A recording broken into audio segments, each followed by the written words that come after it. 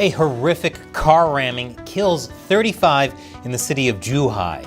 Donald Trump vows to free Jimmy Lai, and the People's Liberation Army Navy catching up with American aircraft carriers? That and more on this week's China News Headlines.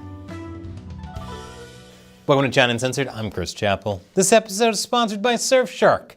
Whenever you go online, you should be using a VPN like Surfshark to cover your tracks and protect your identity. I'll tell you more at the end. Hong Kong leader John Lee has warned the United States to stay out of the city's internal affairs after Trump vowed to free Jimmy Lai. Jimmy Lai is the billionaire mogul founder of the Hong Kong pro-democracy newspaper Apple Daily. That paper sadly went out of business. Forcibly. It was way too popular with its readers and way too unpopular with the CCP, because Apple Daily supported dangerous ideas like democracy in Hong Kong.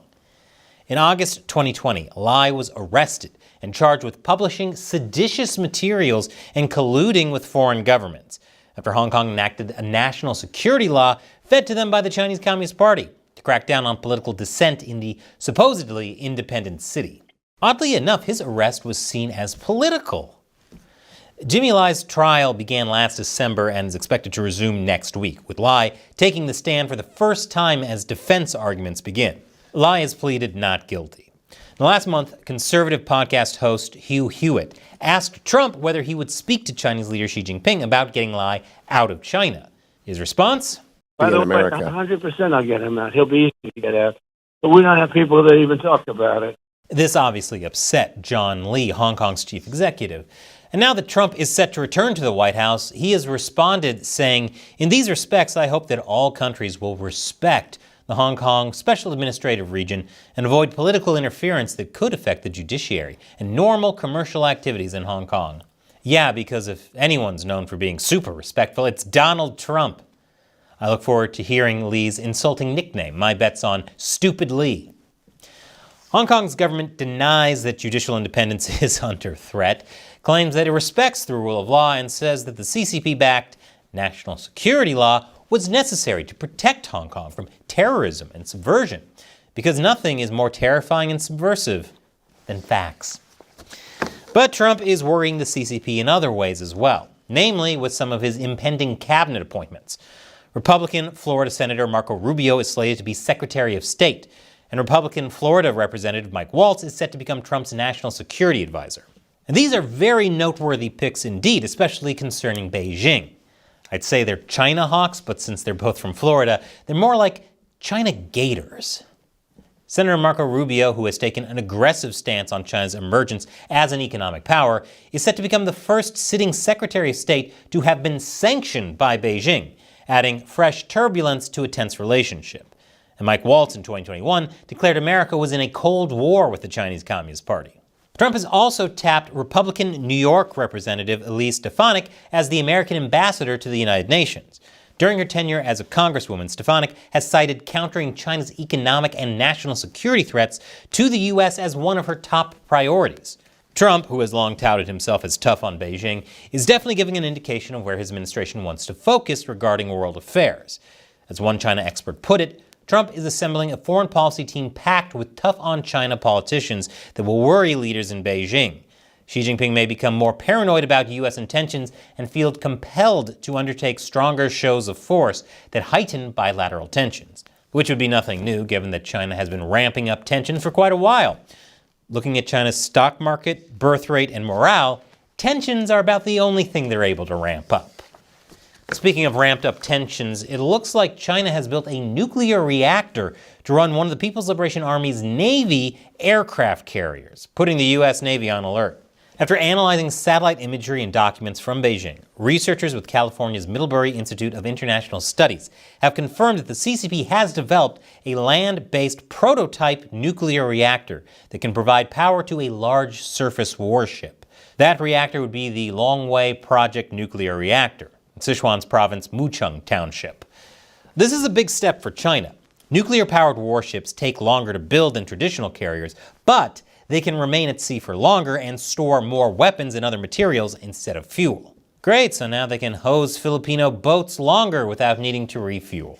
The reactor would also allow China to generate more power to run bigger, better, and more advanced technical systems on the warship. So far, only France and the US have nuclear-powered aircraft carriers.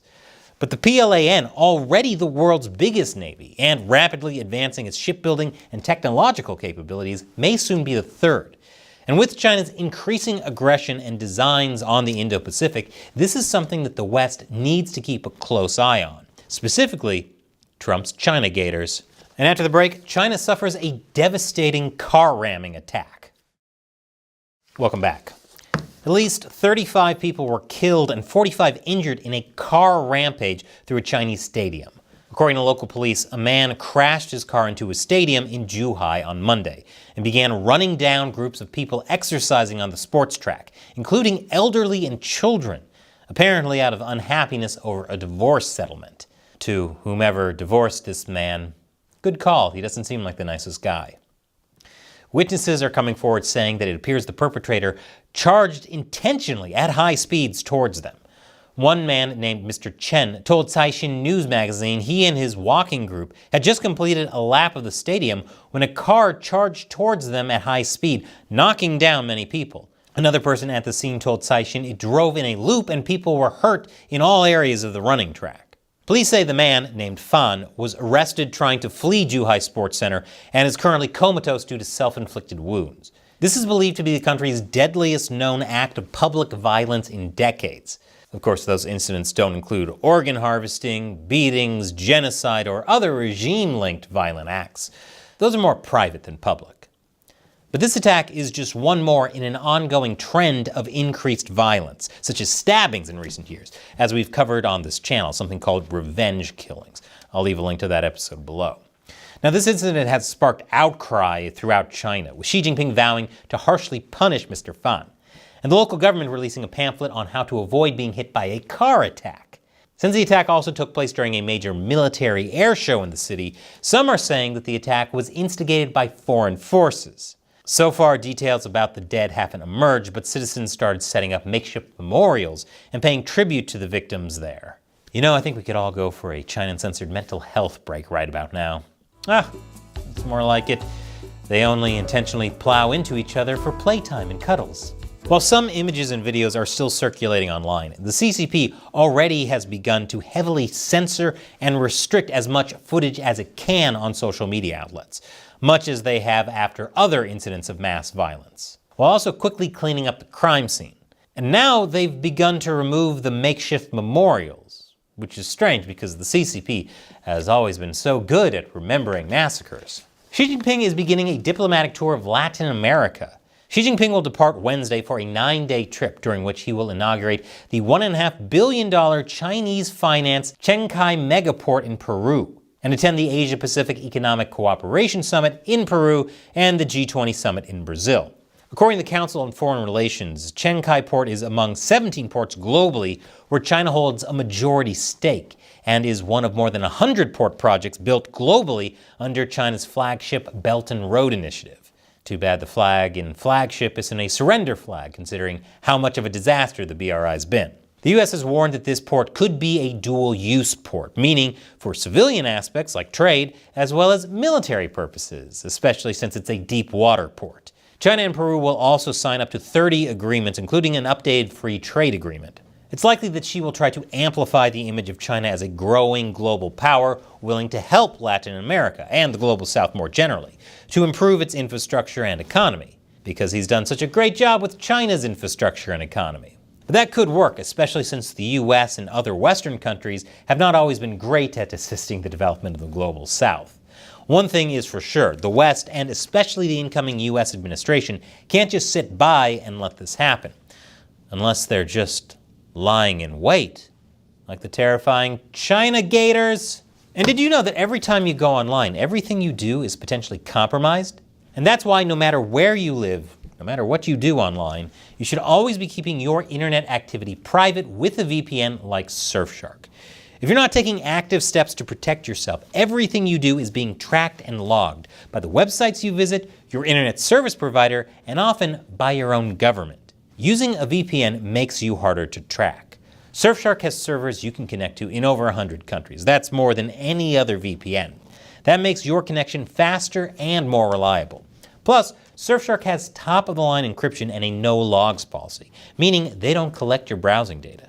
That's why Surfshark was rated Editor's Choice for the best VPN for privacy and security by PC Mag. So check out Surfshark. With just one Surfshark account, you can connect as many devices as you want. It also comes with a 30-day money-back guarantee. So try out Surfshark risk-free. Go to surfshark.com/uncensored to get up to 4 months extra. That's surfshark.com/uncensored. The link is in the description below. And before YouTube kicks you to some random video, check out the latest episode of my new show, Deep Thoughts While Gaming, where I hide controversial topics in video game content. Once again, I'm Chris Chappell. See you next time.